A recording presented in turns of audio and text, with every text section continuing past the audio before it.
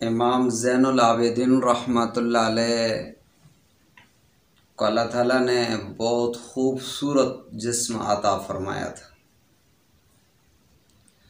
जब वफ़ात हो गई तो गस्साल जब नहलाना उसने शुरू किया तो देखा तो हज़रत के कंधे पे काले निशान पड़े हुए हैं।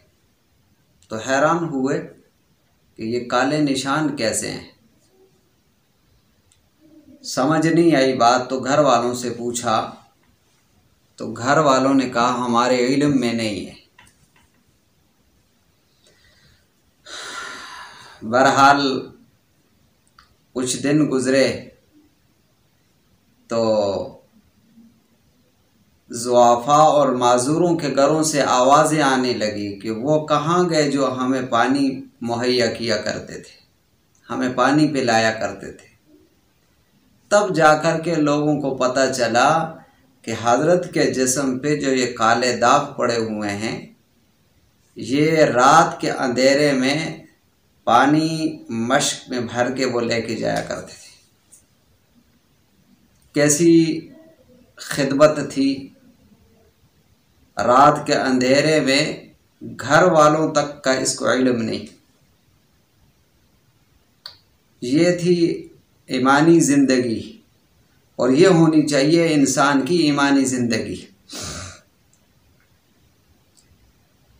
हमदर्दी करते रहे लोगों के साथ, उनके काम आते रहे और सिर्फ़ अल्लाह जल्ल जलालहू की रज़ा हासिल करने के लिए लोगों के शुक्रिया तक के लफ्ज़ के तलबगार नहीं थे कि कोई कह दे कि आपका शुक्रिया थैंक यू वाला चक्कर नहीं था। सिर्फ़ अल्लाह की रज़ा।